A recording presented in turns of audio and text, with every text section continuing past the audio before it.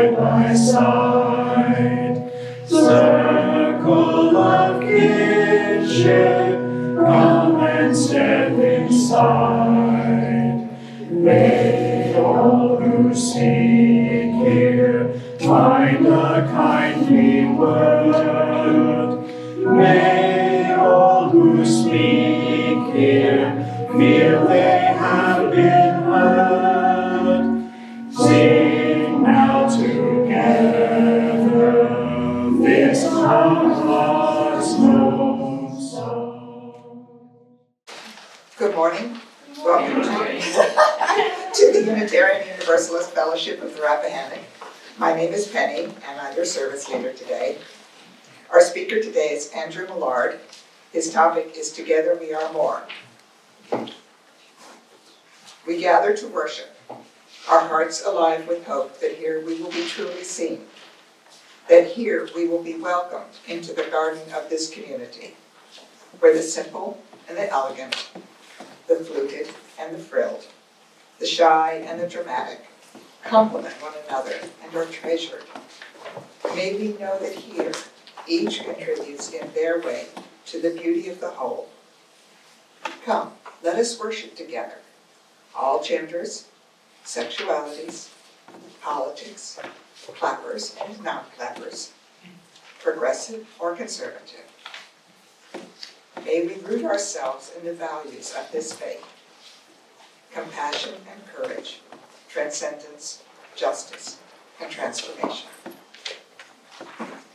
To all who are here this morning in person and via Zoom, welcome home. A special welcome to any first-time visitors. We invite you to stay for coffee, refreshments, and conversation after the service. If you're on Zoom, please mute yourself. If you're here in person, please silence your cell phones. Thank you. Announcements are in your bulletin. And Andrew is going to do our chalice lighting this morning. Good morning, everybody. Good morning. It's good to be with you again today. I think the last time I was here to preach was before the pandemic, so it's been a while.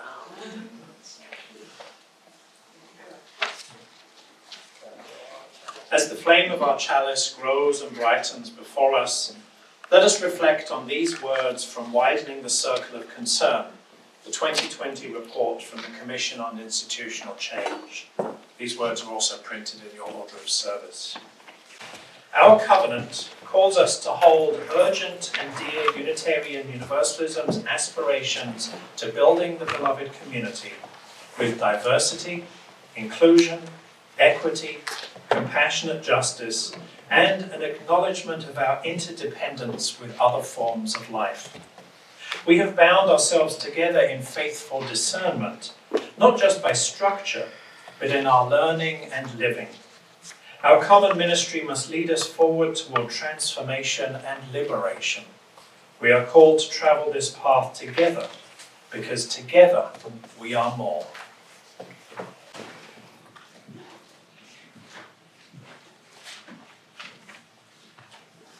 Our opening words this morning are from John Burns.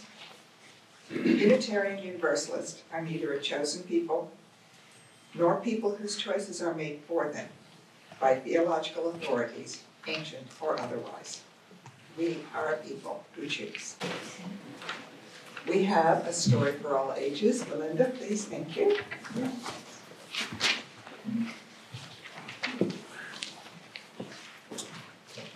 So we usually don't do this story if there are no kids, but I like this story. And I love kids' books. And I wanted to show you this book because you might have kids that you want to buy books for. So this is called The Big Umbrella. And it was suggested by our speaker today. So we're going to do this a little differently because, you know, I don't usually go with the flow. So Bill, would you please come hold the umbrella? This is dangerous. Are you sure you're asking the right person? Yeah, why don't you hold the umbrella? That's it. Okay, so by the front door, there was an umbrella. And it is big. It is a big, friendly umbrella. It likes to help. It likes to spread its arms wide. It loves to give shelter. And it loves to gather people in. So, I was going to ask, I don't know your name, but sir in the blue shirt, would you mind coming and stand under the umbrella? That's all you have to do. So it doesn't matter if you are tall or hairy, and I thought that could be you, or plaid, and I thought that might be Sharon. Would you mind standing under the umbrella? That's all you have to do. Don't say anything. It's up to you. It's self-organized. So we're going to use our imagination since you can't see the pictures, and in sign language, which I do. So this is going to be our imagination. So the umbrella is going to grow, right? So we're just going to pretend that we can see that. So it doesn't matter how many legs you have to fit under the umbrella. Some people worry that there won't be enough room under the big umbrella. But the amazing thing is, there is always room. And that is the story.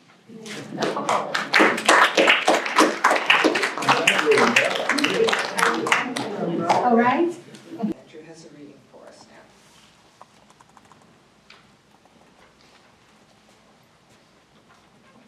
now.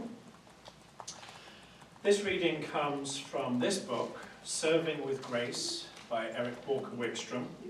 It was published by our own UU Skinner House in 2010, and the subtitle is Lay Leadership as a Spiritual Practice. Work devoted to something greater than yourself lifts you out of the narrow sphere of individual concerns, enlarges your perspective, and provides context for the joys and sorrows of your own life. It's a reality check, bringing us constantly back to the truth of our interdependence. No lay leader gets to act alone. It means working for and with a group of people who have intertwining needs, hopes, fears, and expectations, all to help fulfill a common mission that binds them together. What better opportunity to learn over and over again that we are mutually interdependent? Lay service means claiming your own strand of the web of all existence while honoring the needs of others. It means being a first-hand witness to the power of diversity united in a single mission. I invite you into a time of silence to reflect on these words and what they might mean for your own service to the mission of this congregation.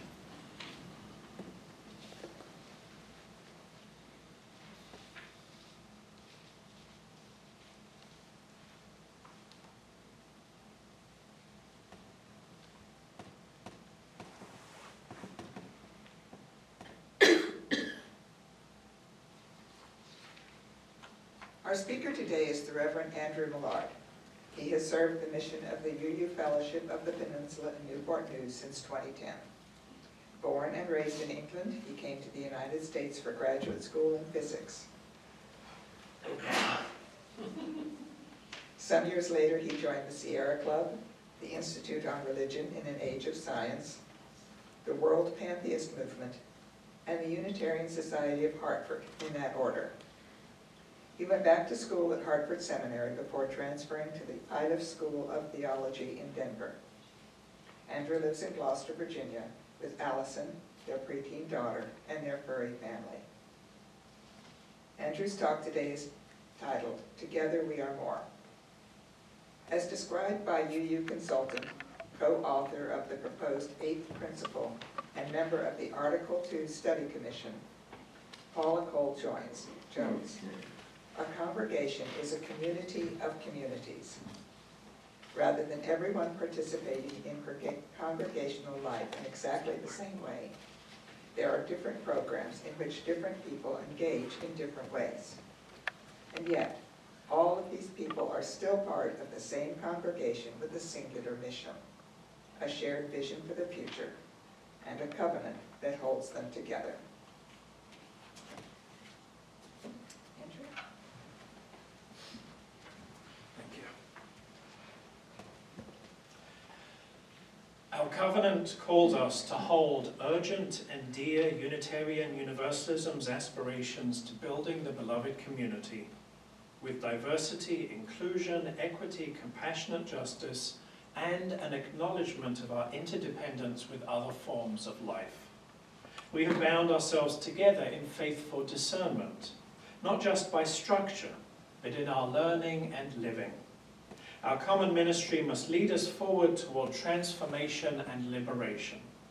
We are called to travel this path together, because together we are more. These words from this report, Widening the Circle of Concern, written by the Commission on Institutional Change at the UUA, these words have stuck with me, particularly that last sentence. We are called to travel this path together, because together we are more. Together we are more. Widening the Circle of Concern was released at the UUA's 2020 General Assembly, which you may remember was completely online due to the pandemic. At that GA, there was a workshop on a subject that caught my attention in particular. It concerned the idea of the congregation as a community of communities, an idea developed by Paula Cole Jones. We later invited her to preach on the subject at the fellowship in Newport News, only there had just been an attempted coup by the former president, so Jones had to change her sermon. In her GA workshop, Jones explains that many of us tend to think about and talk about our congregation as an umbrella, as a family. One big family, like a big umbrella, as we heard in the story, that grows to include all sorts of people. That's good and understandable, and it's easy to explain it that way to children. You've got to start somewhere. After all, the family holds a special place, for some people even a sacred place in our society. But the idea that a congregation is just like a family also brings with it a lot of unexamined assumptions and emotional baggage, and that can get in the way of building the beloved community. Jones notes that we don't just belong to one thing, one family that is the be-all and end-all of our existence. In particular, in practice, we belong to multiple things. Each of us is part of many different communities, depending on our identities and our needs, and that's not only okay, but encouraged when we tell people that they don't need to leave any part of who they are at the door of a UU church. So a congregation that respects individual identities and different needs simply cannot be a singular, monolithic group of people. Rather, as Jones explains, a church is made up of, for example, the people who are part of the music program, and the people who lead religious education classes, and the people who run social justice programs, and the people who take meals to those who need them, and so on. And yes, there's overlap between those groups of people, but not everybody is part of every group in the same way. More importantly, each group is, to varying degrees, its own community too. In short, a church isn't really akin to a family. Rather, it's more realistic and more helpful to think of it as a community made up of all of the communities within it, even communities that include people beyond the congregation. It's about relationships and all of the different ways of relating to one another, to each of the church communities in which we are involved, and to the congregation as a whole. Now, when I heard about this idea of a congregation as a community of communities, I was immediately inspired by it. For one thing, it brought to mind what has come to be called Gilbert's Wheel, a way of thinking about balanced church programming proposed by the Reverend Richard Gilbert, longtime minister and then minister emeritus at First Unitarian in Rochester, New York.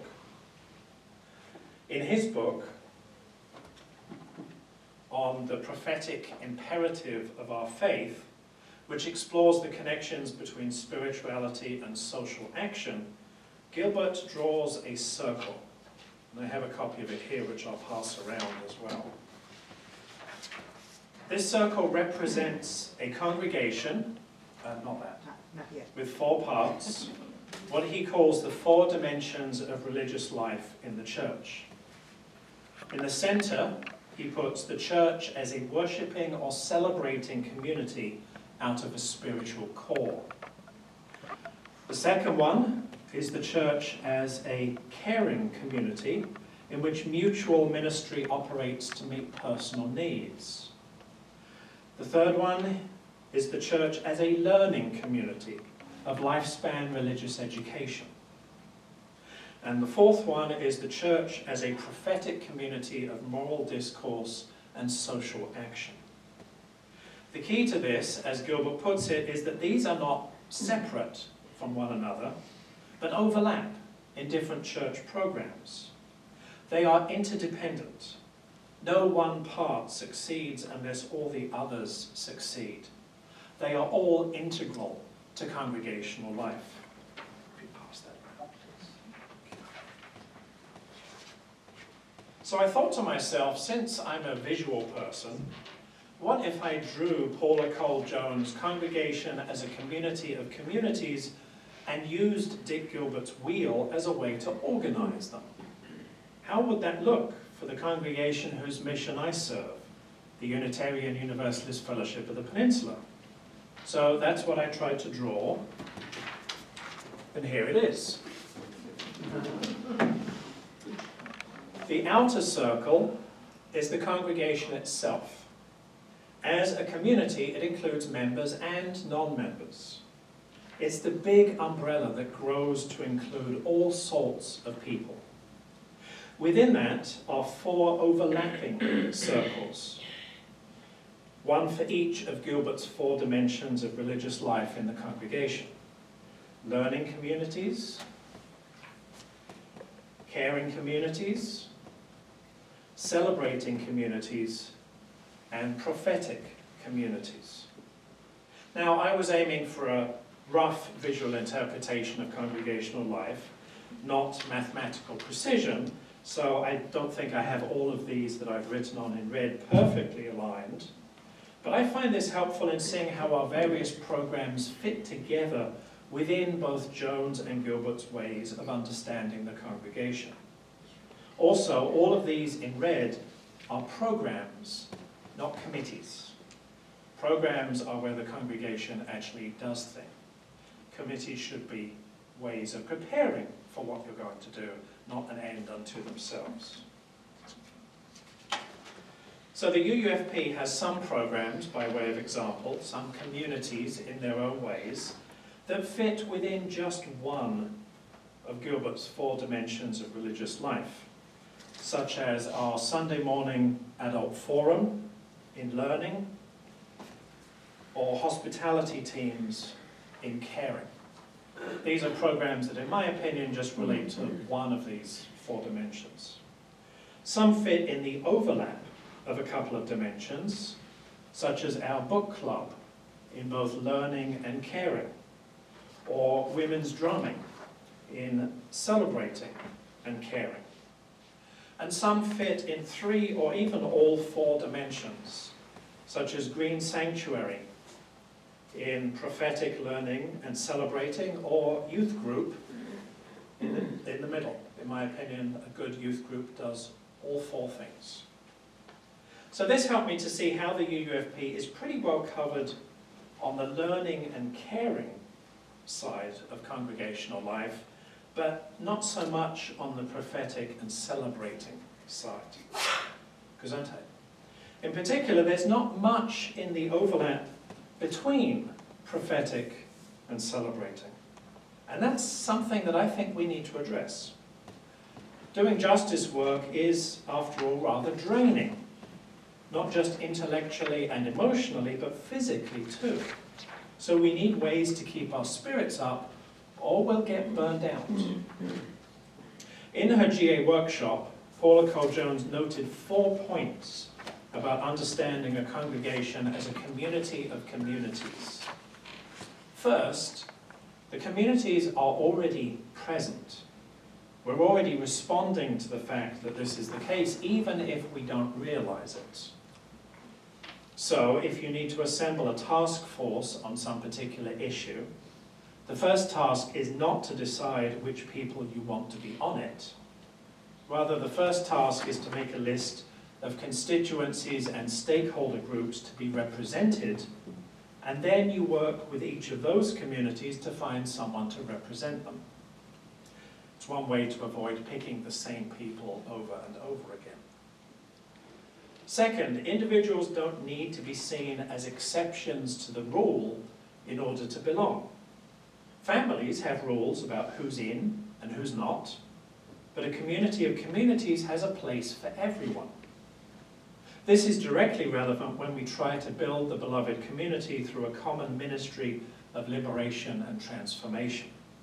When we want our congregations, indeed our whole faith, to be diverse and inclusive, that means we need to talk about what it truly means for everyone to belong, rather than, say, merely giving people of colour a pass in a white space.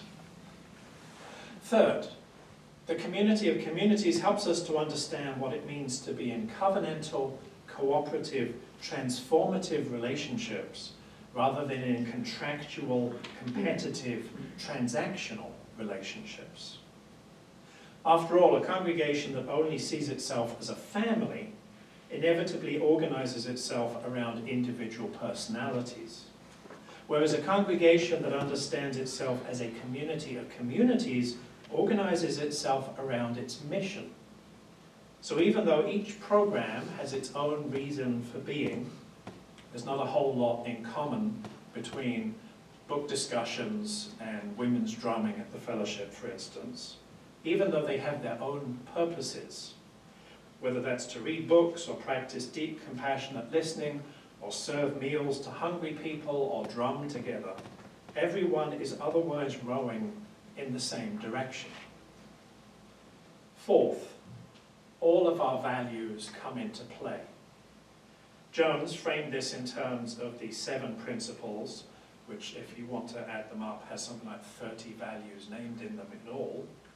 But we can also think about this in terms of a congregation's own core values. At the UUFP, we explicitly name those as wonder, love, service, and generosity.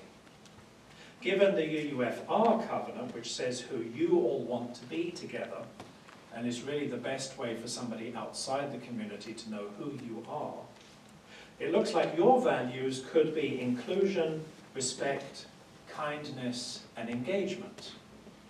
Whatever they are, what matters is how we understand our values, not as individuals, but as a congregation, as a community of communities, because together we are more than the mere sum of our parts. I'm going to give you all a chance now to think about this in the context of this congregation whose mission all of you serve. I have blank copies of this congregation as a community of communities template. Penny is going to hand you one each. And I invite you to take a couple of minutes filling in the various programs, again, not committees, programs that the UUFR offers. Looking through this month's Chalice newsletter, for example, as well as the announcements insert in the order of service, I see programs such as meditation, coffee and conversation, making music, river readers, food and philosophy, the ladies' luncheon, kids first, friendsgiving, and I'm sure there are others. where would you locate all of these programs on this template? Which would you put in only one of the 4 dimensions? Which would you place in an overlap between 2 or 3? Are there any programs that truly belong in the middle? Please take a couple of minutes to fill in the various programs, again, not committees, that the UUFR offers. So now that you've located at least some of the UUFR's programs within the congregation as a community of communities, I invite you to think about where you would put yourself. Because on some level, you're part of all of these programs, but most people have a spiritual type that favors one of the 4 dimensions, one of the quarters of the template more than others. Maybe you're more into learning things and exploring intellectual ideas. Maybe you're more into looking after people and building community and relationships. Maybe you're more into what we do on a Sunday morning, or making music or meditating. Or maybe you're more in favor of speaking up and trying to make the world a better place, both within and outside these walls. So not that you have to limit yourself, but if you had to prioritize where you engage with the congregation, where on this would that be? Closer to the middle? Closer to one of the 4 on the outside? Look to see which programs you participate in. That might give you a clue. So please think about that for a moment, where you would place yourself in this scheme.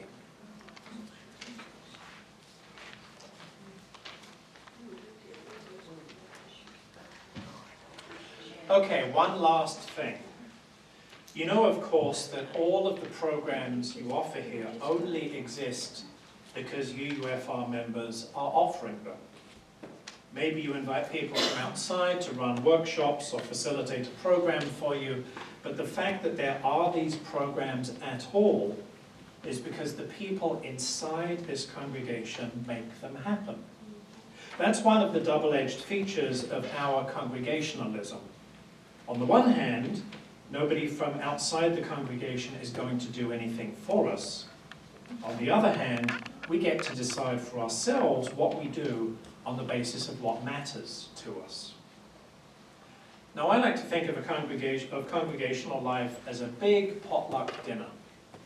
At a good potluck, there are lots of different dishes with lots of different foods for people to enjoy. With so much variety, there's something for everyone. Whether you want to eat a green salad, or cheese and crackers, or pigs in blankets, or just fruit.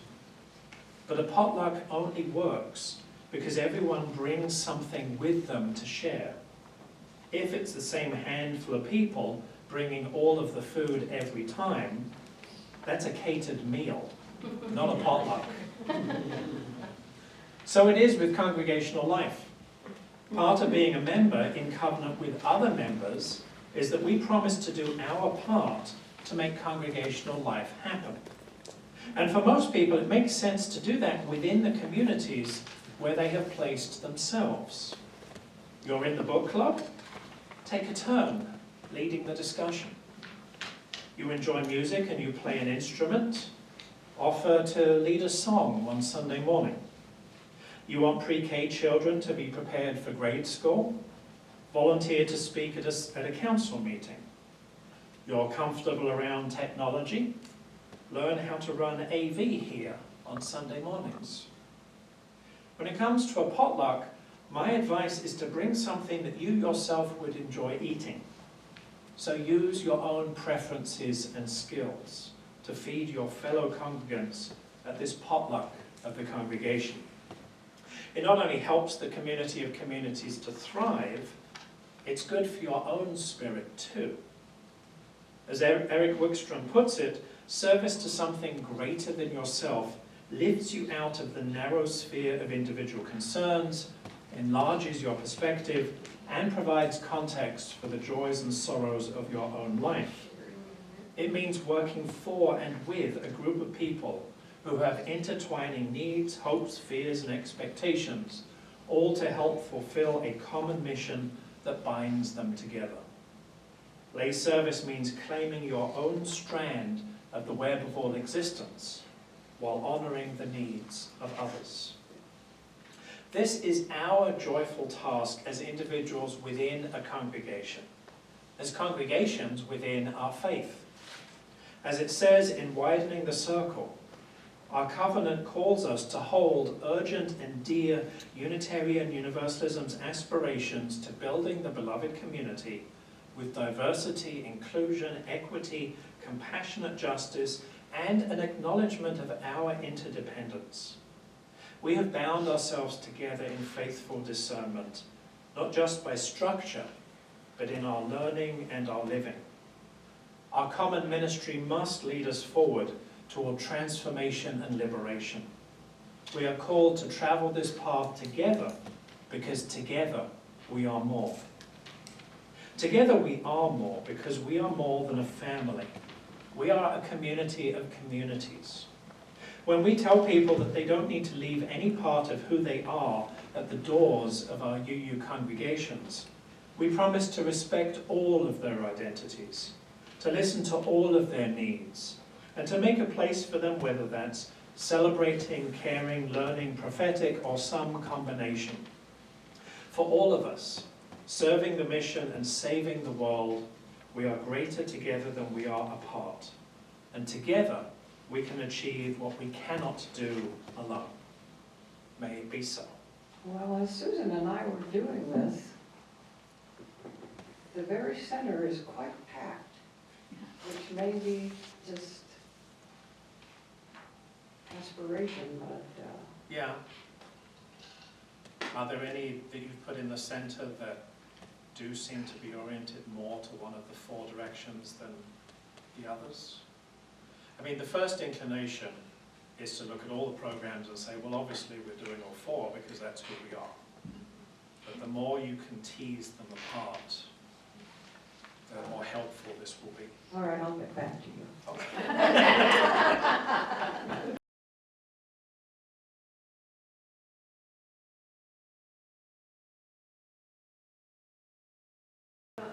I just felt it was very interesting, and it put it in perspective as to what that we see here and in this fellowship. What did it show you? Well, it made me kind of think about all the diversity of the different things that are available to us to be involved in if we should choose to. Yeah. So that was one thing. And go ahead, Jan. No, go ahead. We've known each other for a long time, and we know that we're both liberal thinkers. And I think the inclusiveness, the interracial inclusiveness is important to us, and social justice, very important. Yeah. Well, we have a great scholarship program here too, and I think that is really a wonderful gift that's given through the community. So thank you for this, because it was thought-provoking. Good, I'm glad. Thank you. I couldn't figure out where meditation should go. I Come to put meditation. meditation and things like that in the celebrating communities. It's not necessarily about words or putting spiritual impulses into thoughts, but in my mind, anything in that bottom right circle is for embracing whatever you think is bigger than you are. And that in itself is a form of celebration, even if it's not literally singing a happy song. Most spiritual practices, unless they have some other component, I would put down in that celebrating communities circle.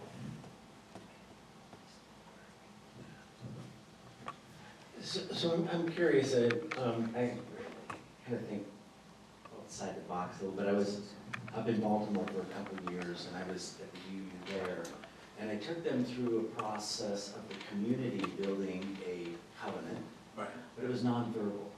Oh. We had them go inside, And we did some stuff to create a space that was a clean palette, and then we had them draw. Oh. And then we had them look at the different images, and then we had them come up with a common image so that we get out of the mind and get into some of our other capabilities. Maybe I'm looking at this and I'm just thinking, right now it's very linear and language oriented, and I'm curious about your thoughts about how to really engage the hearts and bodies of our community around something like this. I like an art-based activity as a way to get at some of these things that maybe aren't so easy to put into words. So that sounds like a great process that you ran for them. The challenge is that in talking about these things, we are automatically really on one side of this. One of the things I said here that I didn't go into, because it could be the subject of a program in its own right, is this spiritual typology, which is why I've drawn these as 4 overlapping circles rather than Gilbert's wheel with 1 at the middle. Because the right-hand side of this is more about making things concrete and putting them into words and making them specific. The other side of this is about things that aren't necessarily as verbal or as articulated. So a lot of what most of us think about as mysticism is going to be down somewhere on the right-hand side of this, prophetic or celebrating. Because it's not about putting things into words about what we believe the ultimate nature of the universe is. It's about celebrating the fact that we are here and trying to make the world a better place for other people. The other division in this is that the upper half is more oriented towards thinking, and the bottom half is more oriented towards feeling. So that's pretty much the same axis for any of you who've done Myers-Briggs, the TF axis. So if you are more about the thinking and putting things into words, you're probably more oriented towards learning and teaching and discussing and things like that. If you're more oriented towards feeling things and not putting them into words, then you're probably down in the celebrating corner. So in my experience, most UU congregations, simply because of the nature of trying to talk about this, but also because of who we tend to be, the left-hand side, the putting things into words tends to dominate. There generally isn't quite so much on the not putting into words, because as a culture, we are just not so good at letting things go unsaid. So we need to find better ways of living into the right-hand side of this and not just the left side all the time. And we've been addicted or colonized with the left hemisphere for about 40,000 years, so it's kind of hard to get out of that. But when I looked at it, I said like the learning community is thinking. Yes. The celebrating community is our body. The caring community is our emotion. And the prophetic is our soul. So just another grip in terms of, because this is multidimensionality. Yes. And to me, that's the beautiful thing. You can use all the different terms you want, but ultimately, if we're coming at it from a multidimensional perspective, that's the sweet spot. I put creative play in the middle. That could touch on all of them, yeah, it could. This is the spiritual typology that I brought in case anybody asked about it. The upper left is what Corinne Ware calls the head type. The bottom left is the heart type. The bottom right is the mystic type. And the upper right is the kingdom type, or the beloved community. But the rest of them are one word. The beloved community is hard to fit in a small place. Over the years in this fellowship, we have discussed from time to time how do we bring ourselves together with the Baptist church down the way. And I have only been here sporadically because of travels and so forth. But I found myself thinking about that as I looked at this, because we haven't done it. You know, from time to time, we have a few African-American people, people who espouse other beliefs and so forth. But we haven't brought ourselves together as a community. Yeah. And to me, that includes people who are gay, are embracing other ways of living in other ways. Yeah. And I just think we should be all inclusive. I think there are definitely places on this where engagement with other faiths is possible. I think they're more on the right-hand side than the left-hand side. I mean, we're not going to get very far trying to go into a Baptist church and talking theology. But we can talk with them about justice issues that we can work on together. We could join with them and sing a bunch of traditional hymns. Yeah, I think the key to that is going to be on the right-hand side of this and not on the left-hand side. So I did just want to add that several months ago, they had at the Mount Vernon, I forgot what they called it, but they had a new minister come in and installation, and they had a celebration for hours. And there were a group of us that went. What was interesting was, because I've been one of the people that, since I've been here, was hoping to build relationships with them. And we've had Easter egg hunts, fall festivals, I've gone over there. What I was told is there are no kids here. So that they're having an invitation for kids, is, to me, sounds like they're trying to reach out and grow that. But when after that installation service, I wanted to make a point to get to learn some people's names, which I immediately forgot. But I wanted to start to build relationships. And one of the people that I happened to meet, I told her my last name, and I'm from here, so there's a lot of us. And she said, well, I used to take care of so-and-so. I said, well, that's my great aunt. So once we started talking and finding things we had in common, which could be from, you don't have to be from here to have things in common. So I would really, really encourage as many of us that can attend to some of the homecoming or whatever's coming up, just to get there and meet two people before you leave. I think it's really important that they're extending an invitation. And if we don't accept that or show up, I think that sends a message. Or It's also about showing up regularly. Yeah, I mean, yeah, starting with personal one-on-one relationships, that's what makes the most sense. But you've also got to be reliable. Is this a mostly black church? it's all black. Yeah. So there's a whole lot of cultural baggage when it comes to white people not being reliable, white people breaking their promises, white people having their own agenda, white people coming in as saviors. So it's a matter of showing up and getting to know people and then being there on an equal level, person to person.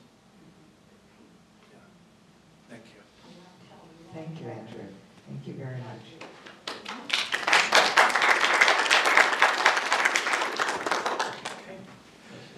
We close with my third favorite hymn, Wake Now My Senses.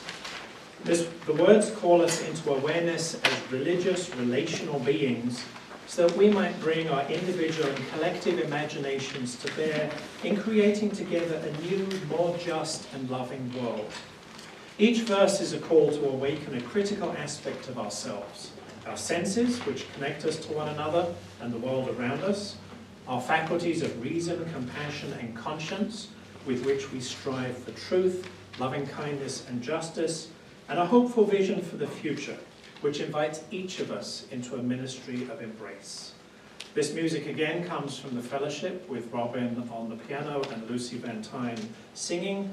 I invite you to rise in body or in spirit for hymn number 298, Wake Now My Senses.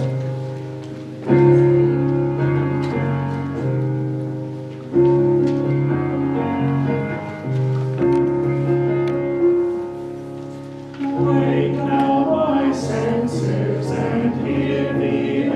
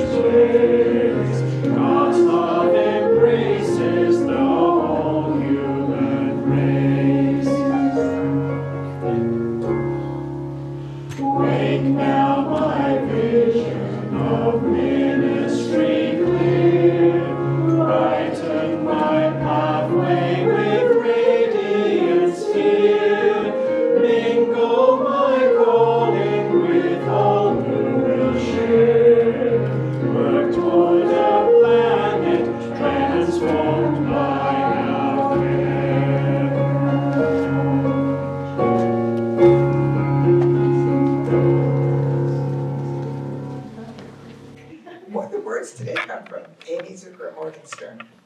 Never has it been more true than now. We extinguish this flame, but the sparks within us remain alight from each of us in our supposed solitude. The signals buzz and hum, sparkling through space, one to another, connecting us invisibly but palpably. We are one, and from every window our light shines. Ours is a religion which does not stand, it moves. In all those ways we know so well, it is a living tradition. It celebrates our heritage, but is always looking for the next opportunity to put our values into practice, to live into our covenant, to move together in the ways of love, to give life the shape of justice. But it could not be any other way, for our faith calls us to travel this path together. With all its joys and challenges, life calls us into a future where everyone feels at home, where everyone has a voice, where everyone is valued for all of who they are, whoever they are. For together we are more. Go in peace, walk in beauty, and blessed be.